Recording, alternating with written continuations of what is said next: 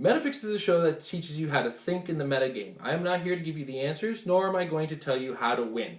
Metafix teaches you how to play in the metagame and how to react around the metagame and what is in the metagame. If you're looking for the answers, try HC Realms, check the forums, they have all kinds of neat toys and tools and teams being brought up, and check the results of a lot of the ROC tournaments or any Worlds tournaments to see how teams played out and what teams were used for. I'm just here to help you think.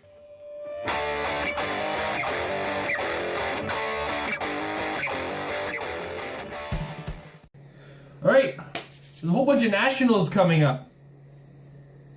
And it's getting intense. There's a huge metagame to deal with right now, and that's even if they make the cuts prior to any of the nationals tournaments.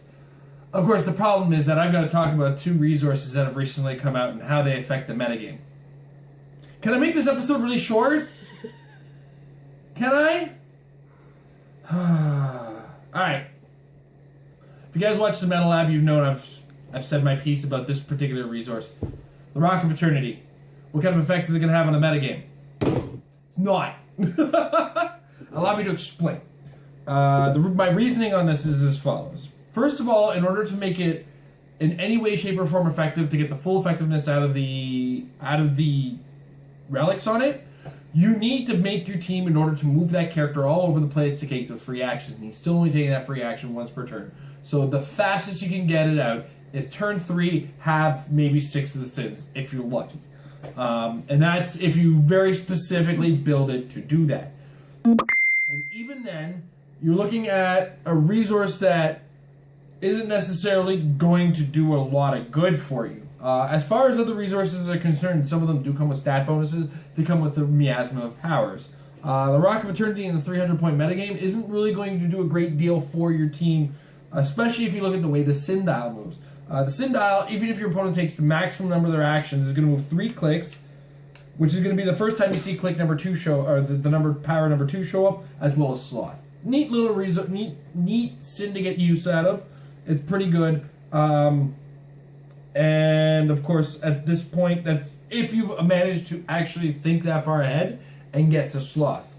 But if you're stuck in a situation where you don't need Sloth and something else is really going to be more effective in your case, you're going to end up moving this thing 3 clicks back, and you're back to start again. Just kind of, if you see where I'm going with this, I've got a lot of talk with regards to how the Rock of Eternity isn't really going to have a great effect on the game. Yeah, the powers kind of line up on the 0, 1, 2s.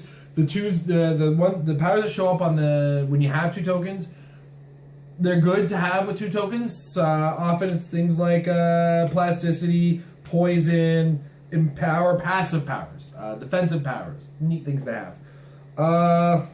And even once you've got to that 7th click, in order to pop the Shazam dial off, you need to roll a 9. And then take a double power action, which then moves this backwards 2 clicks because that's 2 action tokens you're putting on. So the work to reward on the Rock of Eternity is just, it's not there. Although Amber is probably about to correct me with regards to that. No, it moves backwards twice, see? So, as far as a bigger metagame is concerned, the Rock of Eternity isn't going to make that big of a splash. But it only targets 1 character, and the tentpole seems to be gone in the major metagame right now. Pandora's Box, on the other hand, has potential. Now, once again, it takes a lot of work to do it. You're not going to get all the sins out until the 7th turn, and it's going to be 7th turn where you're going to start seeing combat bonuses from it. But there are combat bonuses attached to the relics themselves. Being able to hand out combat reflexes and energy shield to a bunch of characters on your team is actually pretty pivotal into how Pandora's Box works. A couple of the sins, you do get choice sins on this case too. Envy is going to be one where if your opponent has a big attacker, you want to put that on somebody with a decent range or could outrange that attacker so that you're sharing that high attack off of them. It's really effective to get off like a 12 attack from a 75-point character if you can actually get that sin on them. Again, this is if you pull this off. Wrath will come in handy if you've got an opponent who's using an awful lot of shape change on you. If your opponent's rolling hot, well, how could you have planned for Pride? Actually, you have to be rolling hot because I'm thinking Pride is this Pride and not this Pride. I'm going over the sins because I don't want to move them right now. Greed works in the greater metagame as it is because even though his Perplex is only targeting opposing characters that have a resource, it's a 10 range for that relic to work. And Perplex down is actually probably more universally effective if you're missing attacks. If I have character A miss an attack on a character with Perplex down defense, character B is still going to reap the benefit of that drop down Perplex or drop down defense. Whereas if I would have perplexed up character A's attack, I wouldn't get the same kind of result out of it. So the spread on Pandora's box is actually a lot more useful. You get more out of it. But again, you run into that issue where it's going to take you 7 turns to run it. You have to play a very passive team if you're relying on the resource itself to make your team good. So from that point, you actually have to build a very effective, well-balanced, and not gonna die team.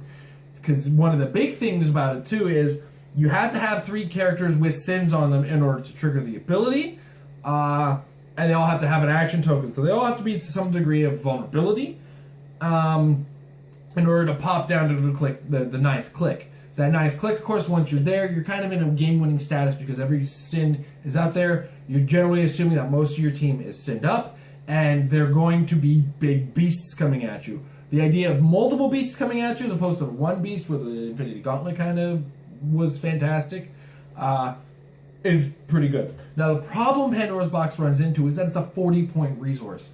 I'm not going to lie, I've been working with power batteries, and even having worked with the Book of Skulls, 40 points is a big number. A lot of people are saying, why don't you put the Outsider on there? Well, that's unfortunately, I got some bad news for you. The Outsider himself costs 50 points to drop this 12 points. So this is still going to be 28, and now you've got 50 points that you've got to work with on the board.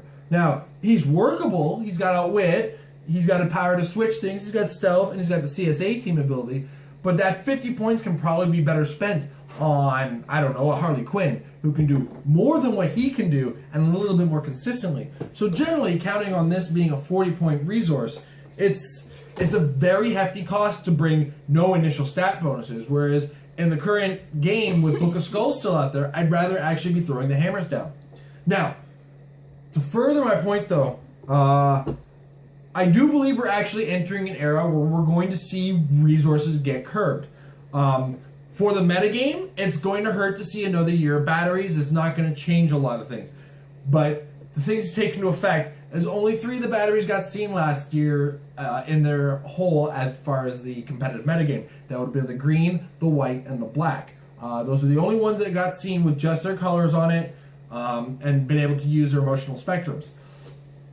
That also said, when we do start entering that more curbing of things, you start to see the reverse of power creep, the power shrink, if you will, going forward. And then what happens is when the batteries get phased out, then they're gone, and then we're in this realm where all these resources, you're wondering, are they worth it?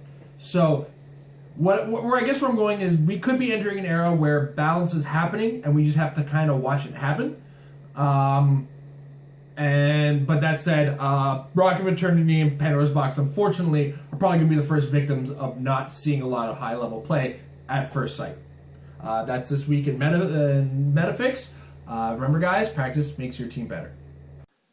The opinions and thoughts brought to you in Metafix are not meant for the casual game at the table.